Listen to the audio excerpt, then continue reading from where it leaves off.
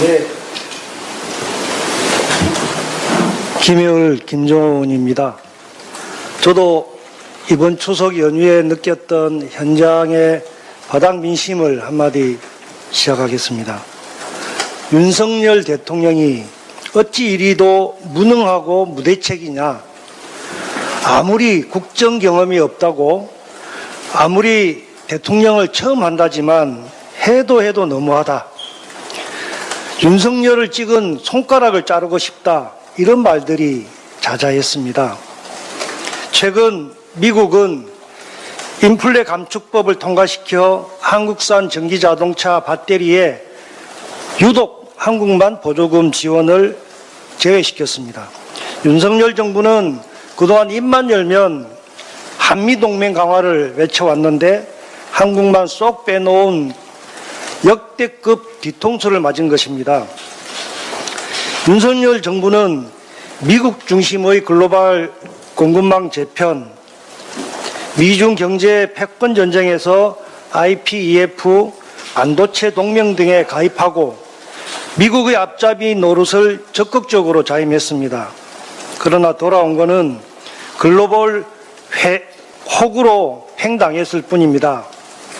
며칠 전 국무회의에서 통과된 2023년 정부 예산안에 서민들은 한 번 더 깜짝 놀랐습니다.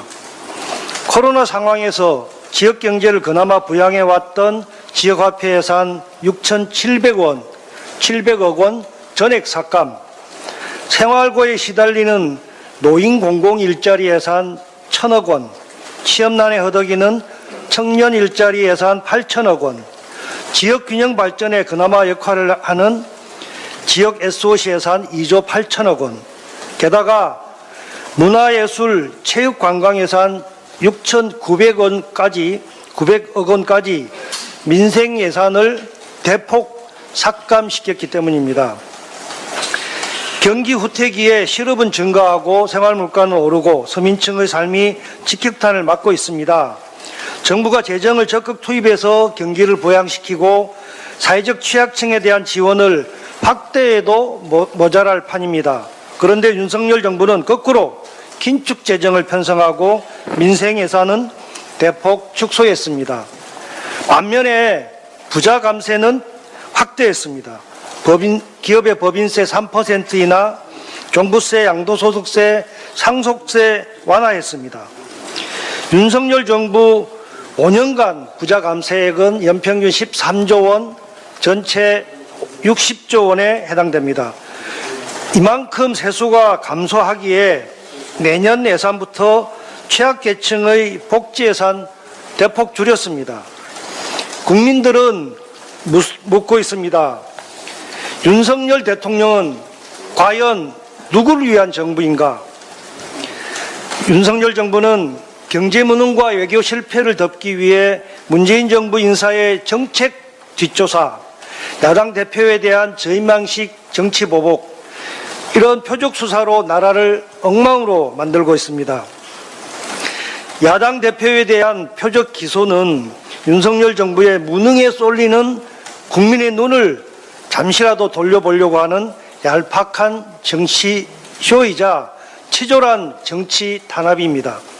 뿐만 아니라 부인 김건희 씨의 주가 조작, 논문 표절, 학력 경력 허위 조작 사건은 증거가 차고 넘치지만 소환 조사는커녕 서면 조사도 없이 불송치 면죄부를 주었습니다. 반면에 김혜경 여사의 87,000원 밥값은 130여 군데나 압수수색을 하고 소환 조사까지, 한마디로 검찰공화국의 선택적 수사와 기소라는 민낯을 고스란히 드러내었습니다. 윤석열 대통령은 추석 연휴 마지막 날 페이스북에 올린 글에서 국민과 함께하는 정부가 되겠다라고 했는데 실제로는 국민이 아니라 검찰과 함께하는 정부, 대기업과 부자들과 미국 국민을 위한 정부로 전락하고 있습니다. 윤석열 대통령의 공정과 상식은 양두구육, 내로남불입니다. 독선거 완만의 빠진 점령군 행세에 부끄러움도 모르는 위선적 언행까지 5년짜리 대통령이 겁이 없어도 너무 없습니다. 국정 실패와 경제 무능을 가리기 위해 문재인 정부를 탓하며 야당 대표까지 정치 보복, 표적 수사에 올인하는 윤석열 정부의 시대착오, 역주행을 민주당이 기필코 바로잡겠습니다. 윤석열 국정조사, 김건희 특검법 반드시 관철시키겠습니다. 국민 우선 민생 제일입니다. 민주당은 이번 정기국회에서 예산 심의 과정에서 반드시 부자 감세 저지하고 민생 예산 증액시키겠습니다. 외교 참사, 경제 위기 극복에 더욱더 앞장서겠습니다. 감사합니다.